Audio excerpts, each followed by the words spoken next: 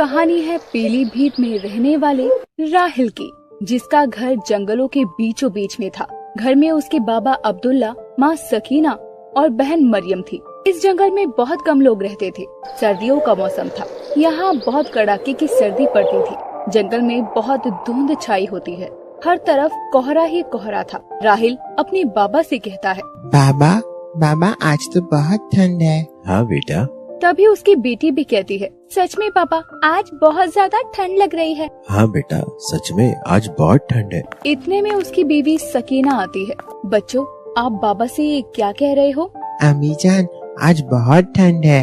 हाँ मेरे बच्चों, अरे जंगल से लकड़ियाँ काट कर ले आइए ताकि रात में ठंड से बचा जा सके। ठीक है बेगम। अब्दुल्ला जंगल में लकड़ी लेने के लिए जाता है। बाबा रुकिए, मैं भी चलता हूँ। बेटा आप यहीं रहो, बाहर बहुत ठंड है और कोहरा भी है। जंगल में जंगली जानवर भी होते हैं। नहीं बाबा, मुझे भी चलना है। बेटा जिद ना करो। अरे ले जाइए ना, नहीं तो ये मेरी जान खाएगा कि बाबा मुझे कहीं नहीं ले जाते। अच्छा तो ठीक है, चलो, लेकिन मेरे साथ ही रहना, कहीं दूर न जाना। ठीक है बाबा जान। वो दोनों जंगल की ओर चले जाते हैं। चारों तरफ ठंडी हवाएं चल रही होती है और कोहरा कोहरा होता है। अब्दुल्ला लकड़ियाँ काटने लगता है। ठक ठक ठक। तभी किसी के घुर्राने की आवाज आती है। बाबा जान, मुझे बहुत डर लग रहा है। पता नहीं कैसी आवाजें आ रही है। डरो नहीं बेटा, मैं हूँ ना तुम्हारे साथ। अब्दुल्ला देखता है। बेटा ये तो एक भेड़िए की आवाज है। तभी भेड़िया झाड़ियों के पीछे से आता है। डरो नहीं बेटा। बाबा मुझे बहुत डर लग रहा है। तभी भेड़िया अटैक करता है। भेड़िए का पंजा राहिल के मुंह पर लग जाता है। अब्दुल्ला अपनी कुल्हाड़ी उठाकर भेड़िए को मारता है, लेकिन वो भेड़िए के नहीं लग पाती। तभी भेड़िया अब्दुल्ला पर अटैक कर देता है और अब्दुल्ला को मार डालता है और अपने साथ ले जाता है। भेड़िया अब्दुल्ला को घसीटकर जंगल की ओर ले जाता है। बाबा मुझे छोड़कर चले गए। मैं अपने बाबा को नहीं बचा सका। मेरे आंखों के सामने मेरे बाबा को वो ले गया। या अल्लाह, अपना रहम फरमा।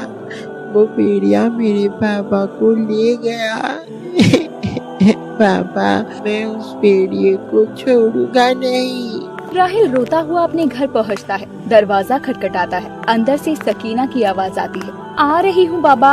सकीना दरवाजा खोलती है। राहिल, बाबा कहाँ है? लकड़ियाँ ले आई तुम दोनों? जल्दी बताओ बाबा कहाँ है? राहिल, मेरा दिल बैठा जा रहा है। राहिल रोता हुआ अम्मी जान के गले लग जाता है। अम्मी जान, बाबा अब इस दुनिया में नहीं रहे। क्या कह रहे हो राहिल तुम? या अल्लाह, ये क्या हो गया मेरे शौहर को? वो मुझे छोड़कर कहाँ चले गए? अम्मी जान, बाबा को भेड़िया अपने साथ ले गया। बाबा इस दुनिया में नहीं रहे। मुझे कसम है अपने बाबा की, उस भेड़िए को मैं नहीं छोड़ूंगा। या अल्लाह, अब क्या होगा हमारा? क्या होगा हमारा? इतने में मरियम आती है। अम्मी जान, भाईजान, आप रो क्यों रहे? बेटी मरियम, तुम्हारे बाबा इस दुनिया में अब नहीं रहे। क्या अम्मी जान, क्या कह रही हो? अल्लाह के लिए ऐसा ना कहें। बोल दीजिए ये सब झूठ है। नहीं बहन, ये झूठ नहीं है। बाबा को एक खूंखार भेड़िए ने जंगल में ले गया और मैं कुछ नहीं कर सका। बाबा ने मुझे बचाने के लिए अपनी जान दे दी। अब मैं अपने बाबा की जान का बदला ले लूंगा। या अल्लाह, ये क्या हो गया? हमारा सहारा, हमारे बाबा हमें छोड़कर चले गए। या अल्लाह, मेरे बच्चों को सब्र अदा फरमा। अब्दुल्ला के जाने का गम पूरे परिवार में छाया हुआ था। ना किसी को खाना अच्छा लग रहा था और ना ही पीना। एक रात मरियम राहिल के कमरे में खाना लेकर जाती है। भाई खाना खा लो। वो देखती है कि राहिल भेड़िए की तरह उठकर बैठा हुआ था और घुर्रा रहा होता है। उसकी आंखें लाल हो गई थी। या अल्लाह, ये मेरे भाई को क्या हो रहा है? ये कैसी हरकतें कर रहा है? तभी वो राहिल के पास जाती है। भाई तुम ये क्या कर रहे हो? राहिल पसीने पसीने होता है और वापस अपने इंसानी रूप में आ जाता है। कुछ नहीं बहन, पता नहीं मुझे आजकल अजीब सा लग रहा है। मानो मेरे अंदर जैसे कोई दाखिल हो चुका है। या अल्लाह, रहम फरमा मेरे भाई पर। अच्छा ये लो, खाना खा लो और खाकर सो जाओ। मरियम खाना देकर चली जाती है। राहिल सब्जी देखकर खाना नहीं खाता। उसका मन मीट मछली खाने का करता है। कड़कती सर्दी पड़ रही थी, इसीलिए उसकी अम्मी और बहन सोने चले जाते हैं। रात के 12 बजे एक भेड़िए की आवाज सुनाई देती है। राहिल उस आवाज को गौर से सुनता है और वैसे ही आवाज निकालने लगता है। धीरे धीरे उसके शरीर से बाल निकलने लगते हैं और वो भेड़िए का रूप इख्तियार कर लेता है और वह भेड़िए के रूप में पूरा बदल जाता है और खाने की तलाश में जंगल की ओर जाता है और तालाब के पास पहुंचकर मछलियां खाने लगता है। ऐसे ही कई दिनों तक चलता है और एक दिन, भाई चलो मुझे बाजार से कुछ लाना है, जीनत बाजी की शादी है ना, मुझे कुछ कपड़े खरीदने हैं। ठीक है बहन, चलते हैं। दोनों बाजार जाने लगते हैं और कपड़ों की खरीदारी करने लगते हैं। बाजार में खरीदारी कर रहे होते हैं तभी कुछ बदमाश वहाँ आते हैं। अरे ये माल तो देखिए कितना झकास है, मिल जाए तो हमें जन्नत ही मिल जाए। हाँ हाँ। वो लोग उल्टे सीधे कमेंट करते हैं। तभी राहिल को बहुत गुस्सा आता है। अबे देख क्या रहा है, देख तो ऐसे रहा है जैसे खा जाएगा। हाँ भाई तुम कुछ ना कहो, हम लोग चलते हैं। अरे हमें भी साथ ले लो, कहाँ जा रहे हो हमें अकेला छोड़कर। राहिल उनको घुर्राता हुआ अपनी बहन के साथ घर पहुंच जाता है। भाई इतना गुस्सा ना किया करो, सब्र से काम लिया करो। दुनिया में ऐसे बहुत से कुत्ते लोग पड़े हैं जो बहन बेटियों की इज्जत करना नहीं जानते। ठीक है बहन, लेकिन इन सबको सबक सिखाना भी तो जरूरी होता है। हाँ ठीक है, लेकिन तुम अभी बहुत छोटे हो। इतने में सकीना आती है। क्या हुआ मेरे बच्चों? कुछ नहीं अम्मी जान, बाजार में कुछ लोग बदमाशी कर रहे थे। कुछ कहा तो नहीं उन लोगों ने तुमको? हम उनके मुँह ही नहीं लगे तो हमें क्या कहते? मेरा भाई मेरे साथ था, छोटा हुआ तो क्या हुआ, भाई तो है ना। ठीक कहा मेरी बेटी। राहिल उन बदमाशों के बारे में सोच सोच कर गुस्सा कर रहा था। रात के 12 बज जाते हैं और फिर वही भेड़िए की आवाज आती है। राहिल भेड़िए का रूप धारण कर लेता है। राहिल उन शराबियों के घर पहुंचता है। वो दोनों शराबी नशे में धुत होते हैं। अरे यार, ये शराब का नशा तो रोज रोज करते हैं, किसी दिन शराब का नशा भी कर लिया जाए। आज बाजार में वो हसीना देखकर मेरा मन तो उसे उठा ले जाने कर रहा था। हाँ भाई, चलो आज शबाब का नशा भी कर लिया जाए, उस लड़की को उठा लेते हैं। जैसे ही वो दोनों शराब के नशे में उठते हैं, उनके सामने राहिल भेड़िए के रूप में खड़ा था। अरे भाई, ये भेड़िया कहाँ से आ गया? मेरे भाई, ये भेड़िया को देखकर तो मेरी पतलून गीली हो गई है।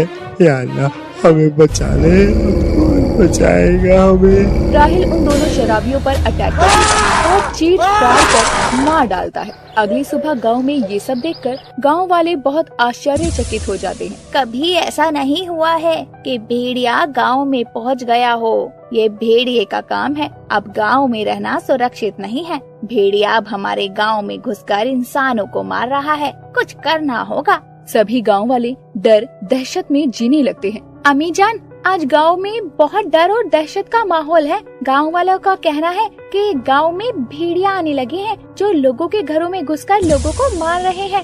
या अल्लाह, हमारे गांव की हिफाजत अदा फरमा। इस भेड़िए ने तो मेरे शौहर को मुझसे जुदा कर दिया, लेकिन किसी और की गोद ना उजाड़ना, किसी औरत को बेवा मत करना। इतने में राहिल वहाँ आता है। बेटा राहिल, तुम कहाँ गए थे? रात भर तुम घर पर नहीं थे, तुम कहाँ चले गए थे? मैं अपने दोस्त के घर रुक गया था माँ। लेकिन आज से पहले तो कभी रात में घर से बाहर नहीं गए। माफ कर दीजिए अम्मी जान, अब आगे से नहीं होगा। ठीक है अम्मी जान, मैं आपको एक बात बताना चाहती हूँ। क्या मेरी बेटी, भाई में कुछ दिन से कुछ अजीब हरकतें हैं। कई समय से मैं नोटिस कर रही हूँ कि भाई रात के वक्त अपने आप कुछ तब्दील हो जाते हैं। ये क्या कह रही हो बेटा? हाँ अम्मी जान, मैं सच कह रही हूँ। अब तो मुझे भी भाई से डर लगने लगा है। अगर आपको यकीन ना हो तो आप रात के 12 बजे राहिल के कमरे में जाकर देखना। या अल्लाह, ये क्या हो रहा है? मेरे शौहर तो मुझे छोड़कर चले गए, अब मेरा बेटा इस हालत में है। वो दोनों माँ बेटी रात के 12 बजने का इंतजार कर रहे थे। रात होती है। घड़ी में 12 बजते ही दोनों राहिल के कमरे में झांकते हैं और क्या देखते हैं कि राहिल भेड़िए का रूप ले चुका होता है। ये देखकर सकीना डर और दहशत में आ जाती है। या अल्लाह, ये क्या हो गया? अम्मी जान, मैं आपसे सही कह रही थी कि भाई अब शैतान भेड़िया में तब्दील हो चुके हैं। या अल्लाह, मेरे बेटे को सही कर दे। अगली सुबह, राहिल बेटा इधर आओ। जी अम्मी जान। तुम्हारी तबीयत तो ठीक है? अल्हम्दुलिल्लाह, मैं बिल्कुल दुरुस्त हूँ।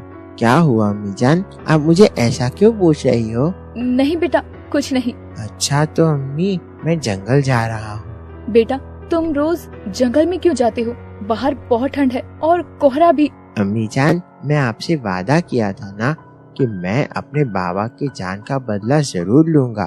तो बस मैं उसी भेड़िए की तलाश में हूँ जिसने मेरे बाबा की जान ली है। या अल्लाह, नहीं बेटा नहीं, अब मैं तुम्हें नहीं खोना चाहती। मैं सब कुछ भूल चुकी हूँ। मैं नहीं चाहती कि तुम उस भेड़िए का सामना करो।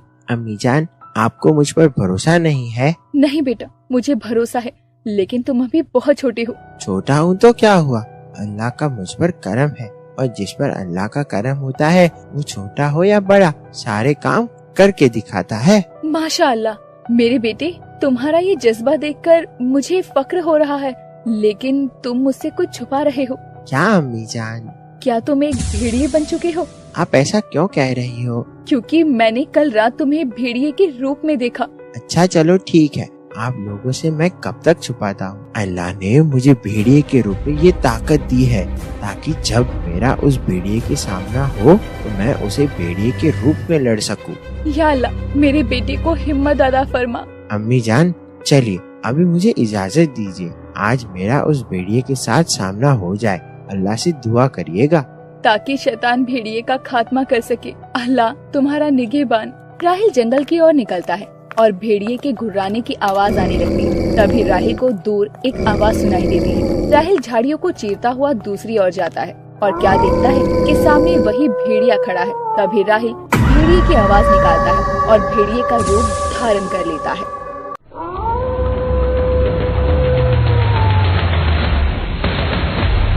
Part 2 coming soon.